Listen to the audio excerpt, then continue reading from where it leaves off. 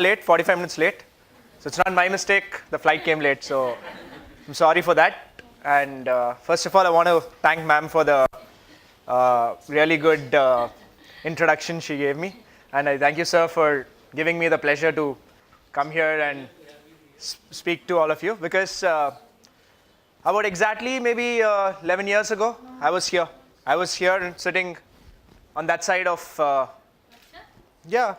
finished my MBA in 2008. So it's exactly been 10 to 11 years for me. And it's been a journey. It's definitely been a journey. What ma'am has told you is about 2.5 years, the last 2.5 years with Drunken Monkey. But the 7.5 years before that also was a big journey for me. And she started out with my name. Yeah, my name is Samrat, but I didn't choose it. I had no clue what my name was when I was born, but it happens to be Samrat. Doesn't mean much to me, but I am what I am. No, not yet, not yet. Be proud of you. So, yeah, that's fine. Thanks, ma'am. Right now, about Drunken Monkey is what she was telling all of you, right? So in Drunken Monkey, I'll just start off with Drunken Monkey a little bit because I can carry on with that so that I don't need to talk about it later. I'll talk about other things to you. So about the market gap, she said, the market gap was me because I'm not a coffee drinker nor a tea drinker. I mean, I do drink coffee, tea if offered to me, but it's not my habit. My point was, right now if you go and have food at a restaurant, like you will talk to your friends, right? Today shall we eat Chinese, or do we eat Italian, or do we eat biryani, or do we eat sushi or momos, or there are like 100 choices for food. But if you want to go and have something to drink, I'm not talking about alcohol, I'm just talking about something to drink which is not alcohol, your options are very limited. You think about coffee, you'll think about tea, or you think about a milkshake. So the thing was, why is this not explored yet? Where you have abundance of stuff to eat when it comes to food. Like pizzas, you have 10 different kinds of places. For burgers, you have 10 different kinds of places. But when it comes to beverages, there are more and more and more coffee places. There are more and more tea places. Like tea also is coming in recently, but coffee.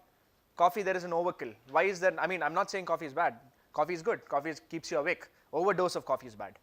So the reason I felt when I did my research that why there are more coffee places than not is, for example, okay, who's interested in F&B here? Anyone? Like, who wants to start an F&B business? You want to? Okay.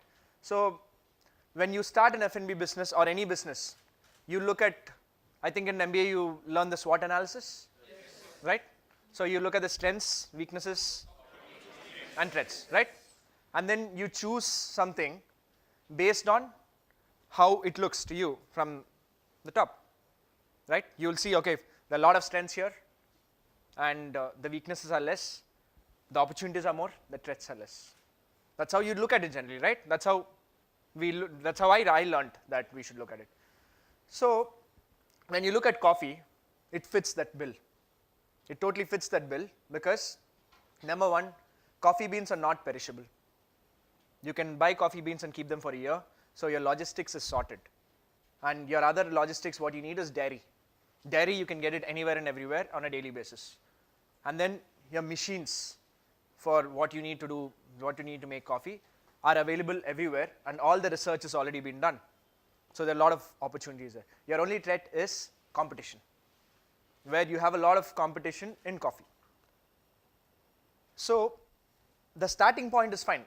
The competition comes when? After you start. But to start, the SWOT analysis looks very, very easy. So why people take that thing of starting a coffee place or starting a business sometimes is they'll only look at the first few steps of the business. They don't look at step 10, step 20, step 100. They look at the first 10 steps. They say, okay, the first 10 steps are easy, let me do this. Sometimes you have businesses where the first 10 steps are the most difficult. But then if you cross that, you're actually creating an entry barrier. So for smoothies, when I did my research and I spoke to consultants, the advice I got from the consultants is don't do it. Don't do it because you'll fail. So again, I put the SWOT analysis. Strengths are limited. right? They're limited, but they are there, right? Opportunities were also limited, but they're there. Lot of threats, lot of weaknesses in the beginning itself. In the first 10 steps, there are a lot of threats and a lot of weaknesses. The reason is there's no market yet. You have to build a market. Building a market is a huge task, right? Then second thing is your logistics. You're talking about fruits here. You're talking about fruits, perishables. And every day the taste also changes. How can you maintain consistency? And secondly, if you buy fruits or if you buy vegetables, you know on a daily basis price changes. How do you can't change the price to a customer, but what you have as your price point has to remain the same. And you don't know tomorrow in the season if that fruit is going to come properly or not properly. Sometimes mango season, we don't get good mangoes. So all these challenges are there. But the thing is, are you looking at these threats and weaknesses as opportunities to find a solution? SWOT analysis is there, but there is no rule that you can't move your weakness into a strength. If you solve the weakness, you put it from the weakness box into your opportunity box. And if you solve a threat, you also take it from the threat box and put it into the strengths box. I am asking you to think like that. Any business you do, if you look at it just based on what everyone is going to look at, you're only going to be ordinary. But if you can look at a problem and give a solution, if you can look at threats and weaknesses, go for the business which has more threats and weaknesses. Find solutions for it. Then, right now, till now, Drunken Monkey doesn't have competition in India. But any milkshake, thank you. No, we want competition. We want competition. That's the only way we'll be better. But the reason why we don't have, and why any milkshake place which starts up has dozen people starting. There is Cavender's, there's Thick Shake Factory, there's Makers of Milkshake. There are a lot of milkshake things. If you go to Hyderabad, there's a lot of new places which came up like Frozen Bottle. I don't even know the names. But why is it again that though we've started 2.5 years ago, 3 years ago, and they've also started like 3-4 years ago, the competition are there for milkshake. Everyone is trying to do that, but no one is actually getting into a smoothie business. It's again the same reason. Oh, there the first 10 steps are easy. How do you make a milkshake? You source ice cream, you source syrups. Syrups are available everywhere, and they have a 1-year lifespan. So there's no problem with logistics, there's no problem, you need not go buy fruits, your backend systems need not be that great. We have like a logistics team of about 40 people, and which spreads across 12 cities to just manage our logistics. So for them, all these headaches are not there. So initially they felt that, yeah, all these threats and weaknesses are not there, so they're going for that. But now what's happening, there are so many milkshake places that the crowd is getting divided. So how will they make money? But right now, maybe Drunken Monkey is getting stronger because we took a different route in the beginning. So whenever you look at business, please do not look at business as what will I get today or how can I do it today. Look at your end goal and see how to reach that end goal, even if today is the most difficult thing to do, but with that goal in mind is how you need to approach your business. So how did this all happen to me? It's not because I was lucky, or it was not because I just suddenly got up and got a brilliant idea. Nothing happens like that. Nothing happens because of luck. Nothing happens because someone has a brilliant idea. Because all of us are intelligent, and in our own way, all of us have our own strengths. So between 2008 to now, I've at least got into 8 or 9 businesses. So Drunken Monkey was one of my first ideas. I came back to India and I did my research in 2008.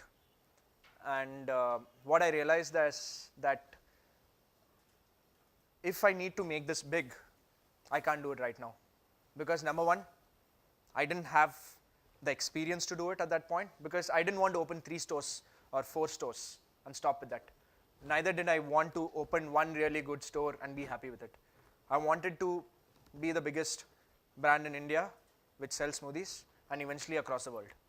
That is what my goal was. At that point, I felt I shouldn't start, I should wait. And secondly, even my resources in terms of money, because I didn't want to borrow too much of money at that point of time without having, like, see, whenever you take a risk, you need to assess the risk. So if I'm going to put some risk into a business, I need to be sure that I know what is the risk. There are two ways of looking at risk. I'll explain to you. I'll give you some sports examples here and there. All of you watch cricket, right? Right? All of you understand cricket, right? Okay. So now you guys see how different players play, and different people also take risks. See, everyone plays 2020 these days. So in 2020, there's a lot of risk taken. Why are more people more successful? Why are some people more successful than other people? Why is a person like Virat Kohli or like go where it is, like Dhoni or who else? Rohit Sharma getting more success than some other people who also have the same kind of shots?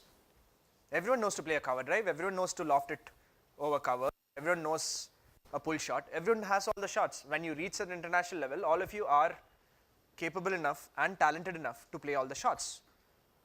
And all of you know that in 2020, you need to take some risks. But a person who is able to analyze the risk and take the right risk at the right time is going to be more successful than someone who's blindly taking a risk. That is why it's all about, see, they say, even in sport, they say that after some time, it's not about the talent, it's in the mind. The same with business. It's not about the talent, it's not about the information you have, it's what you do with the information and how you use the information to make the right decision at that point of time. And one more very important thing is you have to make a decision. There's no point having all the information in the world and not making a decision, because even if you make a wrong decision, you can learn from it. But if you don't make a decision, you don't move forward, you'll never get to know. If you make a decision, you learn the surroundings and you learn yourself also. You learn that, okay, if the surrounding is that and this is the data I'm getting, this is the kind of decision I took and this is the output. So if the output is not the desired output, then you need to think again, okay, maybe when the same thing happens to me the next time, maybe I'll take a different approach and see what happens. So there's a famous saying which says, you either win or you learn. There is no losing. There is never losing. Because whatever you do in life, no matter whether it's business or whether it's having a good relationship with your friends and family or playing sport or anything, it's all about learning. It's all about learning how you can be better tomorrow than you are today. So now I finished my research in 2008, and then I halted the project for a bit. I started a company called Hestia Studios, which is into 3D animation, and about 3-4 years I took care of it. I was also involved in leather manufacturing, which has this factory close to in Chennai. And then I was also taking care of my family business, which is into steel. I was the MD of the company for about 3 years. And then I also went to the US and was involved in oil drilling in Oklahoma. Unfortunately, around that time, 2013-ish, the oil prices fell, so the business failed. Then I was briefly involved in water treatment plant in Cameroon. So if you see, none of them are related. None of them are related, but for me it was not about reaching somewhere or doing this and becoming rich or becoming a millionaire. For me it was all about learning. Whatever opportunity I got, I said, I will not say no. One thing we can learn is, and a lot from life is by taking a decision. That's what I'm trying to say. It's okay, most of the business for me were not successful. But it's okay. As long as you learn from it, it's okay. And then one fine day I decided I'll stop everything, now I'm ready for Drunken Monkey, and I started Drunken Monkey. That's how Drunken Monkey started. So now, if I need to go present myself to someone, everyone would look at me like, okay, fine, this guy has one successful business, but you don't know about my other businesses, which I have done in the past. So they're not failures for me. They're not, many of them are still running and they're good, but even things which are not running right now, they're not failures. They've taught me a lot. They've taught me so much that right now I'm more confident of doing what I'm doing. So you don't waste time by not taking decisions. Take the wrong decisions also, it's okay, as long as you learn from it. As long as you learn from it, it's fine, completely fine. And then Drunken Monkey started, and now once it started, it's been huge learning experience for me. Even after it started, there have been a lot of challenges on the way, because like right now, Drunken Monkey is in the news probably for the last 6 months to 8 months. Before that, we were growing. We consciously did not want to promote ourselves till we reach about 40, 50 outlets, because we wanted to perfect ourselves before we show ourselves to the world, because we didn't want a big player coming and copying us. So we didn't market ourselves on purpose.